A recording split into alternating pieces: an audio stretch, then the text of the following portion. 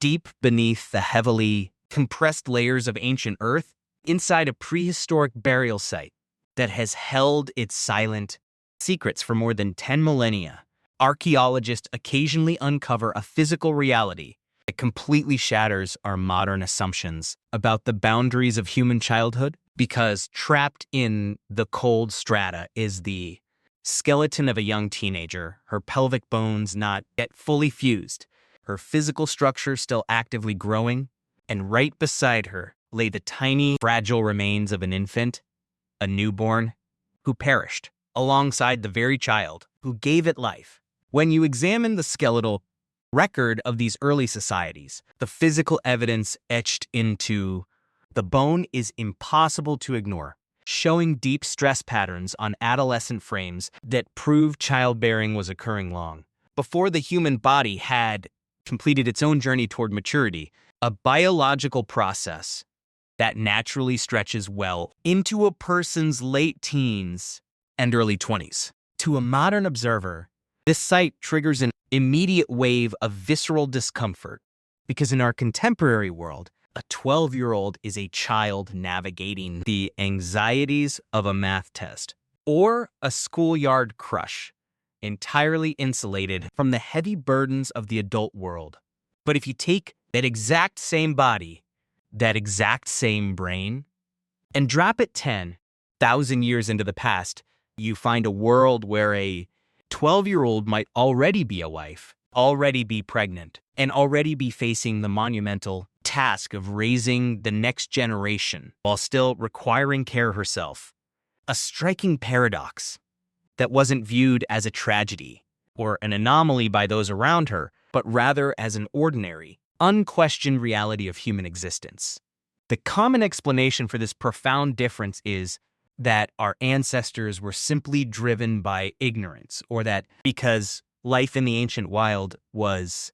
famously nasty, brutish, and short, humans simply rushed to cram every major life milestone into a tiny window of time before they dropped dead. But the true dynamic driving this behavior is far more complex, far darker, and in many ways, far more brilliant than a simple story of short lifespans. What we are actually looking at is the output of a brutal survival equation running constantly in the background of our entire species. An evolutionary calculation where waiting was a luxury that no one could afford. And to truly understand how it worked, we first have to dismantle the single most persistent myth in popular history.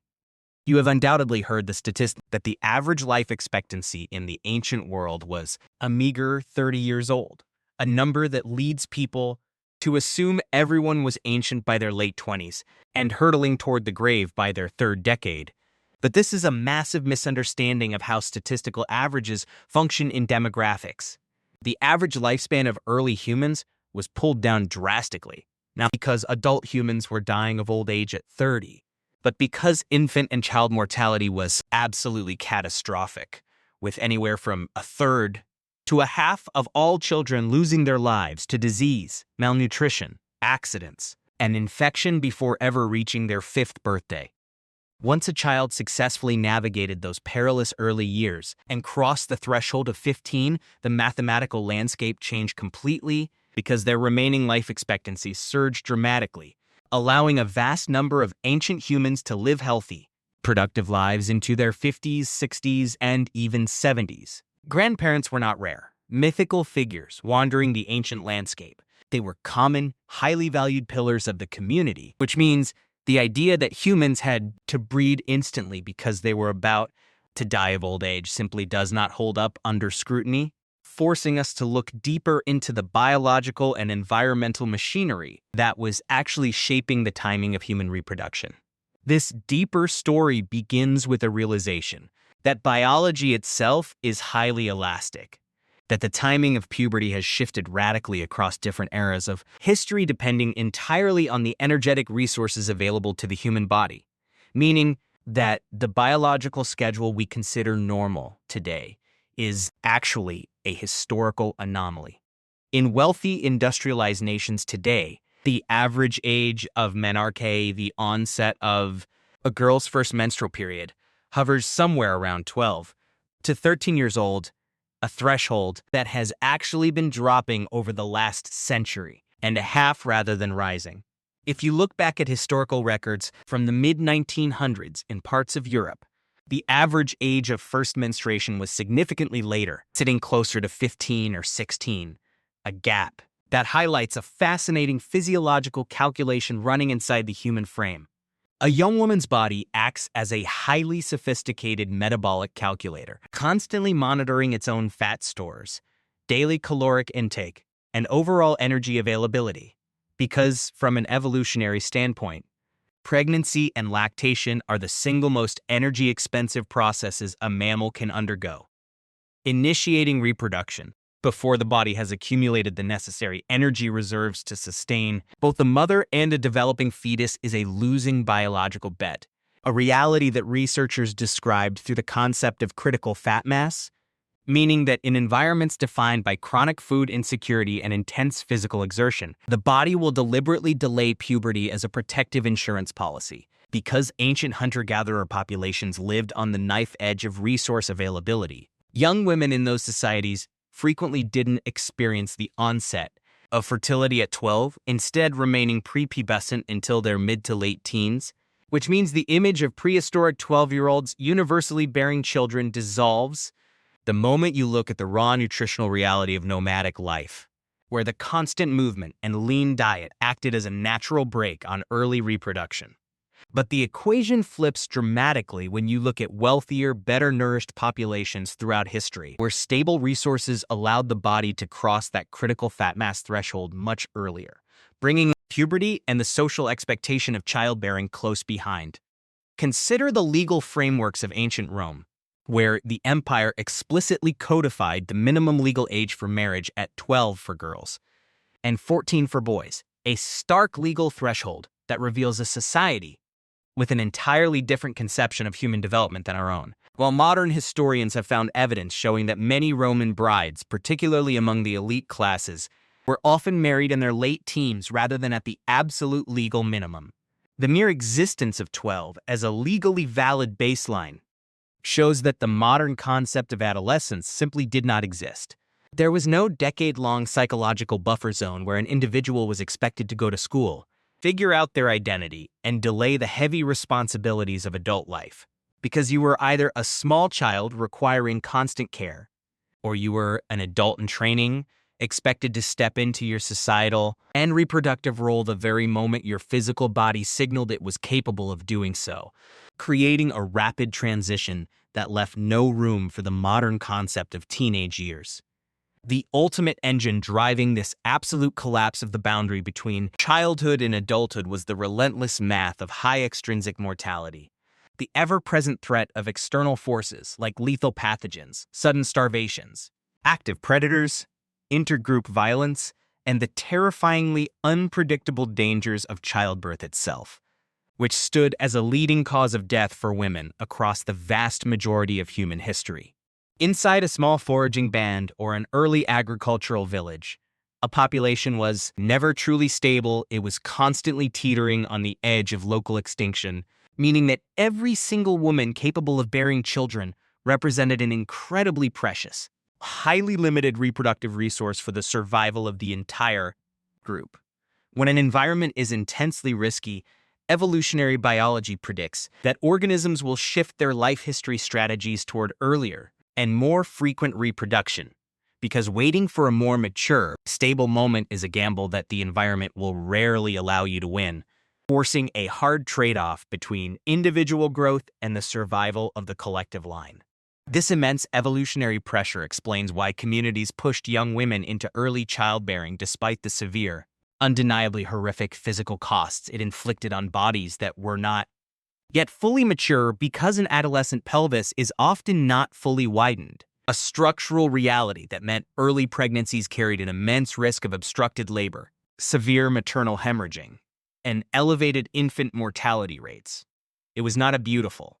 harmonious arrangement where everything worked perfectly because it was natural. It was a brutal, high-stakes compromise where the desperate need to replace lost members of the community overrode the individual safety of the young mothers involved. But they did not face this terrifying burden entirely alone. One of the most fascinating anomalies of human biology, that human females are practically unique among mammals in experiencing menopause, routinely outliving their reproductive years by 3 or 4 decades, a trait that makes little sense under rigid evolutionary models until you consider the grandmother hypothesis.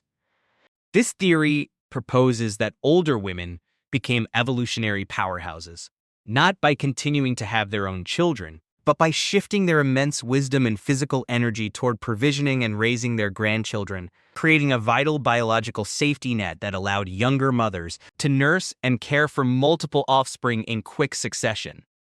Anthropologists refer to this shared community burden as alloparenting, a distributed care system where grandmothers, aunts, and older siblings all absorb the immense labor of child rearing, making early motherhood far more survivable within the context of an extended ancient family than it would ever be for an isolated modern teenager thrust into parenthood without a support network. By spreading the physical and emotional cost of keeping a newborn alive across a web of experienced relatives, the community effectively buffered the vulnerabilities of the young mother, allowing the group to sustain a high birth rate without completely collapsing under the weight of maternal loss. The age of first childbirth was never a uniform, identical experience across the ancient world. It varied wildly depending on the precise ecological niche a population occupied. Which is why when modern researchers study surviving hunter-gatherer groups like the Hadza of Tanzania or traditional foragers in the deep Amazon, they find that first births typically occur much later than popular history suggests, often closer to 18 or 19. The high physical activity, low body fat, and seasonal nutritional stress of the foraging lifestyle naturally kept fertility at bay. But everything transformed with the arrival of agriculture, an architectural shift in human history that provided the reliable, carbohydrate-heavy grain surpluses needed to trigger earlier biological maturity, while simultaneously creating powerful new economic incentives. In an agricultural society, children were no longer extra mouths to feed on a long march. They were vital field laborers who could contribute to the family farm. And young women became central figures in strategic marriages designed to secure land, cement political alliances, and produce heirs as quickly as humanly possible, meaning that humanity's great civilizational leap forward actually accelerated the pressure to have children at a younger age. This agricultural revolution triggered a profound demographic transition, because while the early farming communities had more predictable food supplies, their heavily grain-based diets lacked the nutritional diversity of hunter-gatherer consumption, leading to localized iron deficiencies, physical stunting, and an increase in infectious diseases that thrived in permanent settlements. Yet, because the continuous supply of carbohydrates allowed young bodies to accumulate fat stores more rapidly, the biological age of maturity dropped even as overall health markers declined, creating a historical paradox where humans grew physically ready to reproduce at a younger age, while their actual skeletons showed heightened signs of environmental stress and systemic disease. Furthermore, the rise of private property and inherited wealth completely transformed the social landscape, turning reproductive capability into a highly guarded commodity, which meant that controlling the timeline of a young woman's fertility became a primary objective for patriarchal family structures seeking to consolidate power and ensure the legitimacy of bloodlines. When we look back from our modern vantage point at the reality of young brides and adolescent mothers in the ancient world, it is entirely natural to feel a deep sense of unease, but it is vital to recognize that this history wasn't shaped by a world of cartoonish villains choosing cruelty for its own sake. It was an entire species locked in a relentless battle against extinction, running a brutal, cold cost-benefit calculation under conditions of absolute environmental severity, where early reproduction was often the solitary path to ensuring that a family line, a culture, and a community didn't vanish into the historical void. Every single human being walking the earth today is the living edge, an unbroken chain of ancestors who fought and won this exact mathematical game, meaning that buried within your own genetic code is the legacy of a young mother who stared down the immense, life-threatening risks of early childbirth and beat the staggering odds that claimed the lives of so many others around her. The true wonder of the human story is just how rapidly this ancient survival equation dissolved the very moment our living conditions shifted, because as modern sanitation spread, as vaccines dismantled child mortality, and as industrial abundance replaced the constant threat of starvation, the desperate evolutionary pressure to reproduce early simply evaporated into the air.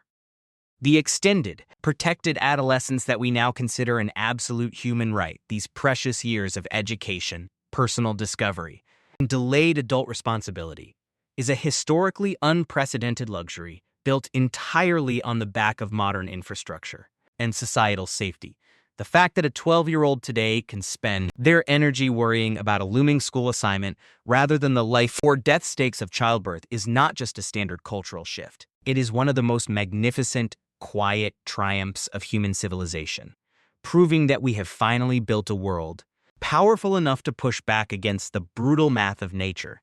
and finally give childhood the time it always deserved. By shifting our baseline from constant vulnerability to systemic protection, we have effectively rewritten the biological expectations of our own species, allowing the human brain and body the necessary space to develop slowly, to adapt deeply, and to experience a true period of youth that was completely denied to the generations that came before us. This modern insulation from the natural pressures of early fertility allows for the cultivation of complex cognitive skills, prolonged emotional maturity, and the pursuit of individual identity, elements of human life that were entirely subordinate to the immediate demands of group survival for the vast majority of our evolutionary journey. It serves as a striking reminder that the societal structures we often take for granted, our educational systems, our child protection laws, and our prolonged periods of financial dependency are not baseline characteristics of the human animal, but are instead the hard-won prizes of a multi-millennial struggle against the cold indifference of the natural world. When you historical look at the timeline of our species, the period in which we have allowed children to simply remain children is a microscopic flash at the very end of a massive dark canvas, an exception to a rule that governed hundreds of thousands of years of human endurance. Understanding this reality doesn't diminish the tragedy of the young lives consumed by the ancient survival matrix, but it adds a profound weight of gratitude to the safety we enjoy today, illuminating the fact that our current way of life is an artificial sanctuary constructed over centuries of scientific progress and social evolution. It challenges us to look at the struggles of our distant ancestors not with an attitude of intellectual superiority, but with a deep historical humility, recognizing that the very biology we carry was forged in the fires of those ancient, terrifying compromises. The next time you witness a child simply enjoying the lighthearted freedom of their early teenage years, you are not just looking at a normal phase of development. You are looking at the ultimate subversion of evolutionary pressure, a beautiful testament to a civilization that finally figured out how to conquer the brutal arithmetic of the past and secure a future where survival no longer requires the sacrifice of our children's youth.